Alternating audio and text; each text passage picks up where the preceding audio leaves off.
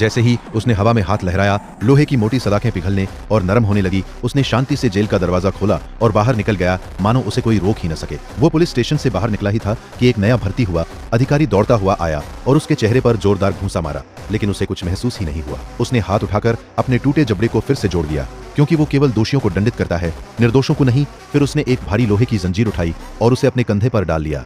उसके बाद उसने जोर से सीटी बजाई। तुरंत ही उसकी विशेष बाइक, जो लगभग जीवित सी लग रही थी, अपने आप उसकी ओर गर्जना करते हुए आ गई। उसने वाहन पर हाथ रखा और उसमें आग छोड़ दी। कुछ ही क्षणों में वाहन नरक की लपटों में घिर गया और उन लपटों के भीतर से लाखों की असली युद्ध मशीन निकली। वो वाहन पर सवार हुआ और शहर की अंधेरी गलियों में गश्त करने लगा, एक योद्धा जो अंधेरे में न्याय करता था। अचानक उसने मदद के लिए एक पुकार सुनी।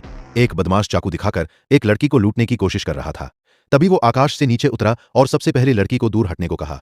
फिर उसने बदमाश को पकड़ लिया। बदमाश ने अपने चाकू से उसे मारने की कोशिश की, लेकिन इतनी तीव्र गर्मी थी कि चाकू उसके हाथ में ही पिघल गया। फिर उसने अपनी न्याय की आंख खोली, मानो उसकी आंखों से ज्वालाएं फूट पड़ी और बदमाश के सारे पाप उसके सामने प्रकट हो गए। चोरी, हत्या और अनगिनत अन्य अपराध।